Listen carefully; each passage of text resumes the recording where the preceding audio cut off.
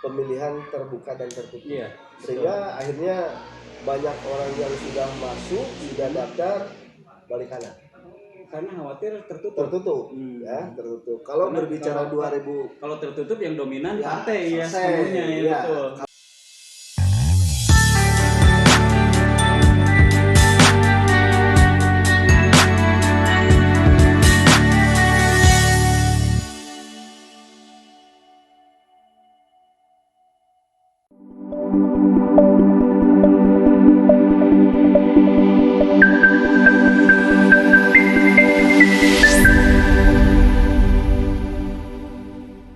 Pemirsa Visi.News, alhamdulillah apa yang disampaikan oleh Kang Haji Yayat, Pak Haji Yayat Hidayat ini mudah-mudahan bisa sangat bermanfaat bagi kita semua, khususnya masyarakat di Kabupaten Bandung.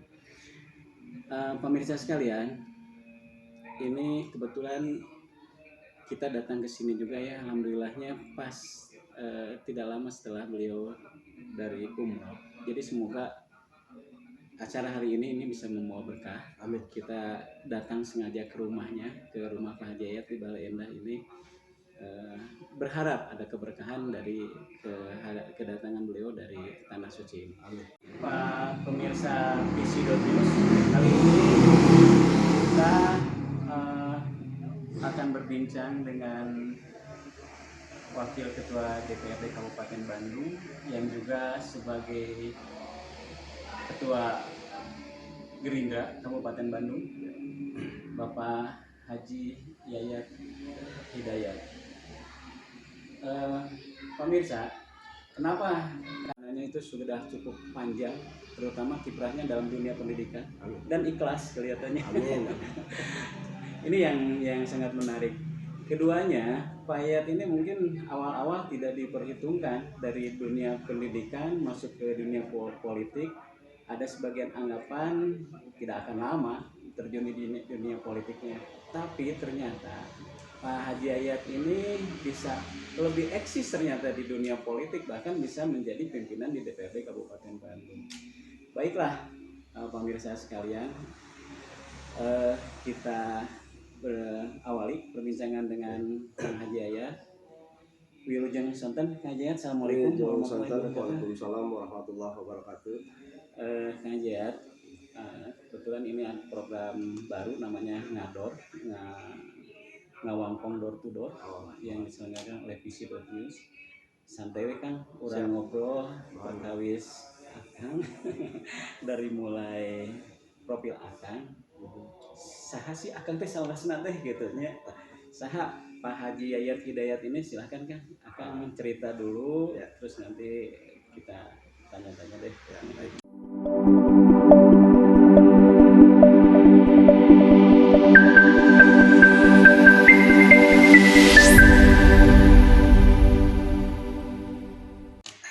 Bismillahirrahmanirrahim. Assalamualaikum warahmatullahi wabarakatuh. Waalaikumsalam warahmatullahi wabarakatuh. Perkenalkan, saya nama Yayat Hidayat, SMM. Alhamdulillah saya dilahirkan dari orang tua saya, yaitu Dr. Anas Haji Sutisna almarhum dan Ibu Hajah Edi Suharyati almarhum. Kedua orang tua saya adalah murni seorang guru, ya. Jadi karena background dari orang tua dua-duanya seorang guru, saya begitu masuk kuliah tahun 86 itu pas kuliah tingkat 1 sudah dimasukkan harus kerja.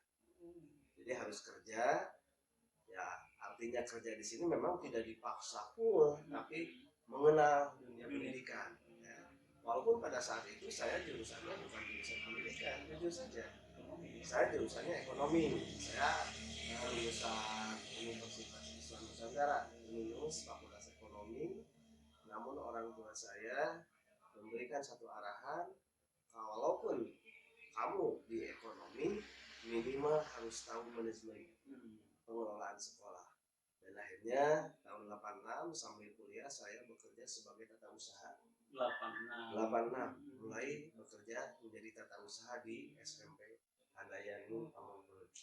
Nah dari situ saya mulai bekerja dan alhamdulillah akhirnya secara keilmuan memang di ekonomi, tapi secara pengalaman saya masuk di dunia pendidikan. Nah, alhamdulillah waktu berjalan dan saya alhamdulillah tahun 90 akhir saya beres kuliah dan saya bertahap dari kata usaha mencoba untuk jadi seorang guru.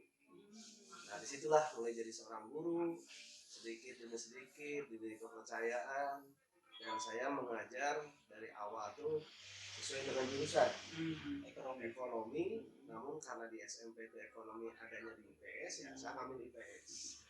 Alhamdulillah berjalan dan karena tuntutan pada saat itu 95 orang tua saya meninggal, saya dipercaya untuk mengelola sekolah. Akhirnya saya setelah jadi guru, jadi PKS, membantu kepala sekolah, kemudian jadi wakil kepala sekolah sampai akhirnya jadi guru. Luar biasa sekali ya. Sekolah ya, dan itu perjalanan dan saya dituntut oleh orang tua saya bahwa silakan keekonomian dilanjutkan sampai S2, alhamdulillah, tapi ada satu amanat dari beliau harus ikut penyetaraan program pendidikan penyesuaian. Ya, alhamdulillah berkat dorongan orang tua saya juga berkat dorongan daripada almarhum waktu itu almarhum kepala dinas Pak Haji Ahmad Pak Ahmad Saifuddin itu yang sangat besar perannya kepada saya ya, karena beliau ini adalah teman dari orang tua saya dan mengarahkan saya harus jadi seorang guru. Akhirnya alhamdulillah ikut program tersebut dan saya berhasil penyesuaian di strata S1. Orang tua itu pemilik sekolah. ya. Iya. Jadi tidak serta merta karena pemilik kemudian Jadi, di jabatan, tidak. Betul. Justru orang tua saya memberikannya dari dana baru dari pemerintah itu. Iya. Jadi satu kelas itu tidak boleh. Kalau dulu kan satu kelas bisa 50 orang. Iya. Kalau sekarang tidak boleh. Gitu. Artinya secara kualitas sih tetap. Kalau kualitas insya Allah kita berani bersaing dengan negeri. Kita bersaing dan kita tidak pernah merasa takut. Justru dengan persaingan memotivasi kami, ya, SMP Handayani, SMP swasta untuk bersaing lebih baik dan lebih berbicara masalah gedung. Tidak, tapi di sini adalah pelayanan. Bukan masalah sarana. Bukan masalah sarana. Kalau masalah sarana memang perlu sangat perlu, tapi yang penting adalah pelayanan terhadap masyarakat. Iya.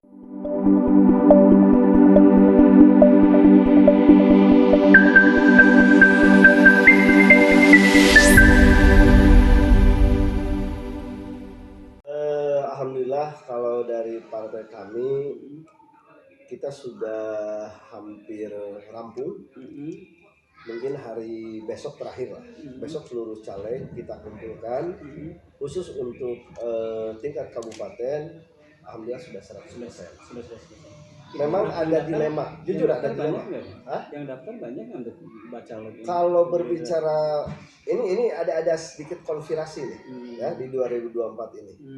Pendaftar pada awalnya sudah full, tapi karena terjadi isu ya bahwa hari ini ada semacam pemilihan terbuka dan tertutup, sehingga akhirnya banyak orang yang sudah masuk sudah daftar balik kanan karena khawatir tertutup. Ya tertutup. Kalau berbicara 2000 kalau tertutup yang dominan partai ya semuanya ya. Kalau 2014 2019 2024 itu ya kalau umpamanya misalkan dulu udah penuh, kadang-kadang orang ngantri, kadang-kadang orang saling ya sikut dan lain sebagainya. Tapi hari ini ya jujur aja kita tidak mau tertutup lah. Kita terbuka aja ya bahwa dilema politik hari ini agak sedikit dengan gunjingan, dengan isu dan lain sebagainya. Ya alhamdulillah di Gerindra secara totalitas hari ini alhamdulillah sudah terpenuhi. Dan insyaallah kita akan ke KPU itu menunggu perintah dari pusat. Berbarengan ya seluruh Indonesia. Jadi tidak bisa karena saya sudah selesai saya daftar bisa. Kita menunggu instruksi dari instruksi pusat, dari ya. pusat. Betul, betul. Tapi pada prinsipnya DPC Kabupaten Bandung sudah siap. Sudah siap, Sudah siap, insya Allah. Alhamdulillah. Kang, kalau untuk target nih Kang ya, karena kan kalau lihat progres itu di tangan Kang Haji Yayat ini ada progres ya, Gerindra itu. Nah untuk target 2024 itu targetnya berapa kursi kan? Ya, kalau berbicara kursi, yang pertama ini secara internal saya sudah komen di internal bahwa berilah kepercayaan kepada kami karena kami yang punya wilayah, walaupun memang kebijakan ada di pusat.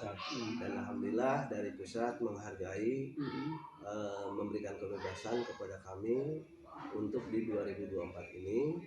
Artinya begini, dulu dari 2 kita target 7 alhamdulillah tercapai. Ya. Kemudian di 2019 karena ya situasi politik pada saat itu, kemudian ada koalisi dan lain sebagainya, dan lain sebagainya, jujur kita alhamdulillah bertahan tetap di 7. Ya. Nah sekarang saya tidak muluk, ya, tidak berbicara 14, berbicara 20. Betul. Kalau artinya begini, kalau harapan memang harus bagus, betul. Tapi target kita capai yang realistis, rasional. Kalaupun lebih itu baru luar biasa. Iya. Nah sekarang berapa yang ditargetkan? Dari 7 saya targetkan tidak muluk 11. 7 ke 11 ya. Saya 11. Kalaupun nanti hasilnya 12, 13 itu luar biasa. Betul. Tapi kalau saya berbicara saya dari 7 14, tapi yang kecapai 11 berarti tetap aja tidak tercapai. Iya, betul. Makanya saya targetkan dari 7 ke 11. Iya. Kalaupun nanti akhirnya lebih dari 11, nah itu baru prestasi. Betul. Saya tidak mau muluk-muluk, saya ingin yang realistik ya, betul. Sehingga kami harus memilih daripada calon-calon tersebut. Itu yang kita lakukan.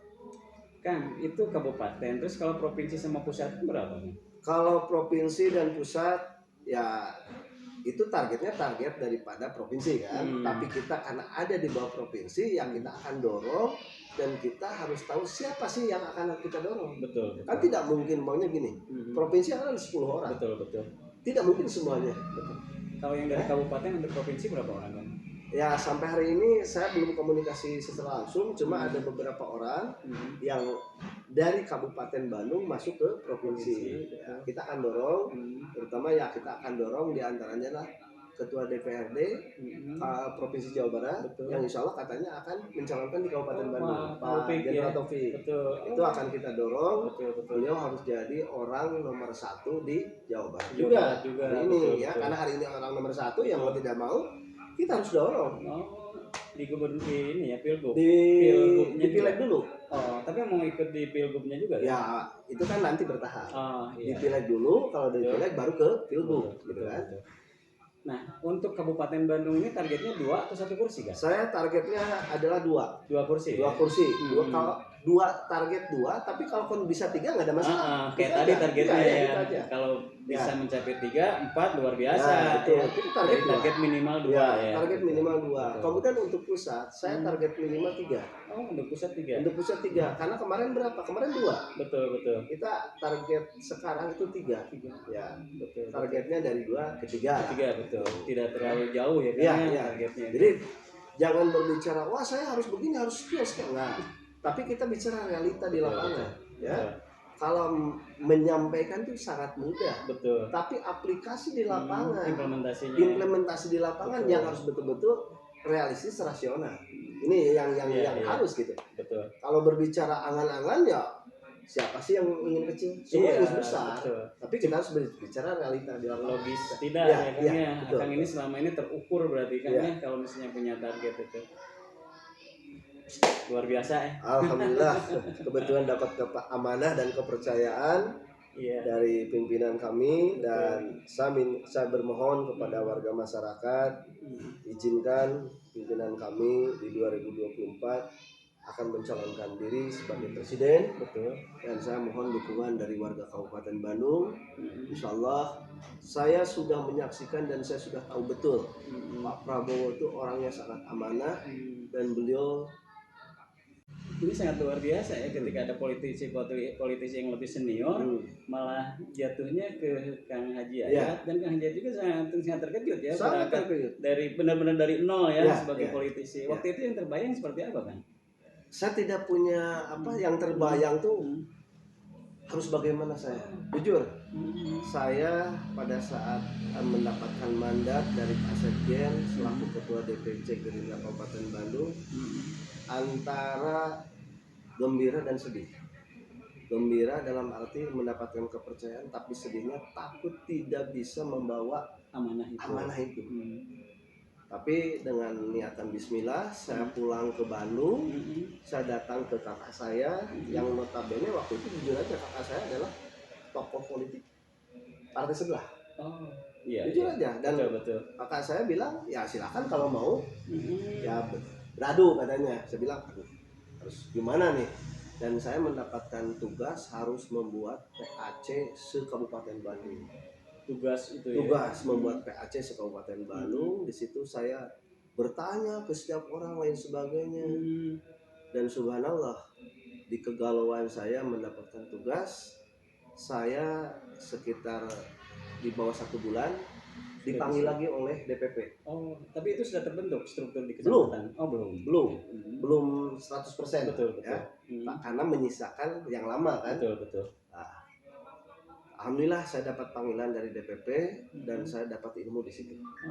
Jadi saya langsung mendapat ilmu secara langsung dari Pak Prabowo. Langsung ketemu dengan Pak Prabowo? Langsung sama beliau mendapatkan arahan, kemudian mentor-mentor yang lainnya, dan saya itu masuk pada tahun 2010 tuh masih di Hambalang di kandang kambing.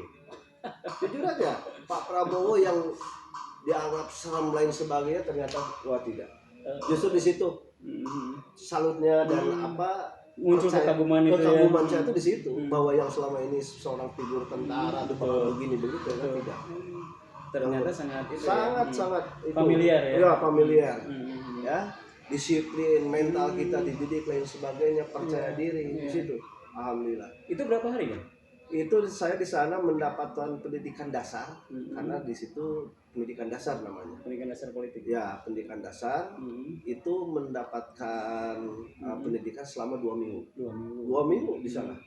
Itu dari seluruh Indonesia. Diikuti berapa gitu waktu itu?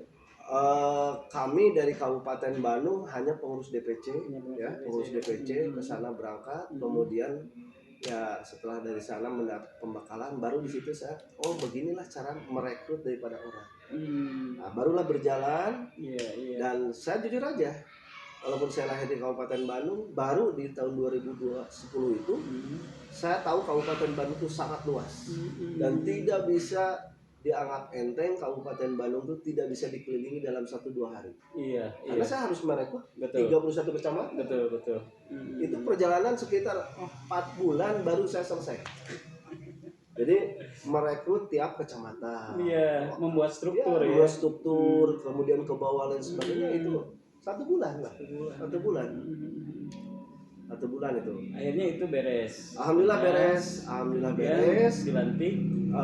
Kemudian ada pelantikan, dilantik semuanya. Setelah dilantik, di situ menata. Dan jujur saja pada saat itu saya berkorban, berkorban tidak punya kantor.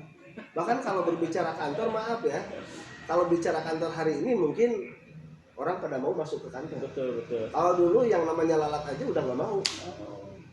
Ya, nah di situ saya berpikir bahwa saya harus membesarkan Gerindra, karena Gerindra pada saat itu dewannya baru 2. Anggota dewannya. Ya, anggota dewannya. Betul. Ya, itu Pak Afendi, mantan ketua DPC, dengan Pak Aep. Pak Aep Saifullah ya. Nah, akhirnya berjalan. 2014 rekrutmen daripada para anggota untuk caleg. Jujur saya tidak nyalon waktu itu. Tapi padahal ada kesempatan besar ya. Kesempatan besar. Betul. Saya tidak nyalon. Kenapa waktu itu kan? Karena jujur aja, saya masih berpikir bahwa yang namanya politik itu harus dengan uang. Harus dengan uang. Jadi artinya harus dengan uang itu harus punya modal. Betul. Sementara ya pada saat itu merasa belum siap. Belum siap karena seorang guru gajinya berapa lah. gitu kan? Tapi kan guru putranya yang punya yayasan. Betul. Kalau berbicara ke sana, tapi kalau secara pribadi kan kita digaji juga kan. Oh iya. Ya sementara berbicara kos politik itu kan kata orang kan. Pada saat itu bahwa harus punya begini, segini, segini dan sebagainya. Dan saat itu saya datang ke Jakarta mengantarkan daripada nama-nama caleg, saya ditanya, kenapa Pak ya tidak nyalon? Saya bilang saya tidak punya uang, dari mana? Wah, benar nih, benar. Alhamdulillah saya ditanya oleh beliau langsung dan beliau memerintahkan kamu harus nyalon. Saya menunjuk kamu jadi ketua DPC karena kamu harus nyalon. Kamu di mana? Ya? Saya di Dapil 7 Kabupaten Bandung. Tinggal kamu di Dapil 6. Ya udah, kamu ditunjuk di Dapil 7. Subhanallah, dengan modal dari beliau, saya dikasih modal sama beliau, bukan uang. Oh gitu. Ilmu. Iya. Apa ilmu yang sampai hari ini saya pegang? Datang ke masyarakat, sampaikan kebenaran walaupun itu berat. Dan jangan pernah memberikan satu janji, tapi berikan bukti. Itu modalnya. Iya. Dan alhamdulillah itu ya. Dua modal yang modal diberikan itu, oleh beliau. Dan dengan modal background saya yang tadi, betul. Salah satunya nah ini yang membantu saya dulu. Alhamdulillah. Ya. Membantu saya karena beliau adalah dari percetakan. Jadi seluruh sekolah swasta waktu itu betul. Saya yang mengelola, berikan ke sekolah-sekolah swasta.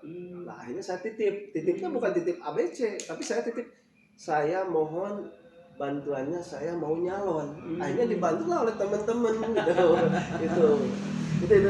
itu cerita. Jadi diberi modal strategi ya. Strategi. Pak Ketua Umum ya. Gitu ya. Betul. Alhamdulillah itu. Sehingga ya alhamdulillah pada saat itu dengan modal jujur lah. Ternyata bahwa politik itu bullshit kalau berbicara dengan uang.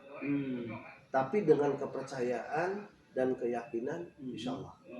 Jadi tidak selalu tidak linear dengan uang. Tidak. Ya. Betul. Yang penting kita jangan pernah memberikan janji, tapi berikan bukti. Itu. Iya, betul. Justru kalau kita memberikan janji, kemudian kita sudah jadi lupa, wah itu selesai. Iya. Selesai. Iya. Nah ini terasa oleh saya, sehingga saya jujur aja, mohon maaf, saya udah 2 kali jadi dua periode dan alhamdulillah sebagai pucuk pimpinan di DPRD. Betul. Pada posisi yang sama. Nah, itu. Betul. Dan semua itu jujur aja, uang yang kita gunakan itu bukan untuk dibagikan ke masyarakat. Justru saya paling alergi kalau masyarakat meminta uang. Betul. Kalau umumnya masyarakat meminta program ya oke. Tapi kalau meminta uang janganlah. Betul. Karena kalau berbicara meminta uang, ya mungkin yang namanya calon itu bukan satu. Betul. Dan saya tidak pernah, ini mohon maaf, ini sedikit ilmu lah, mohon maaf ya. Ya percaya syukur, tidak pun tidak jadi masalah. Betul. Jangan pernah bermain di tengah. Karena kalau bermain di tengah pemainnya sangat banyak. Betul. Tapi bermainlah bermainlah di pinggir. Artinya bermain di pinggir itu artinya yang lebih baik kita ke pinggir-pinggir dan memberikan pemahaman kepada masyarakat yang realistis, rasional. Betul. Bukan memberikan janji dan lain sebagainya. Nah ini ke pinggir itu maksudnya ini ke desa-desa, ke pelosok-pelosok. Iya. Gitu. Oh iya. Artinya pinggiran-pinggirannya aja. Iya. Nah, kalau pinggiran kalau sudah megang satu tidak akan berubah, tapi kalau di tengah karena banyak yang masuk ya. Pagi-pagi A, siang B, betul. sore C, malam D, nah itu selesai gitu. Tapi artinya kalau seperti itu kan berarti energi yang dikeluarkan harus kalau berbicara energi, ya kalau berbicara energi ya di mana kita ada keinginan ya kita harus berkorban.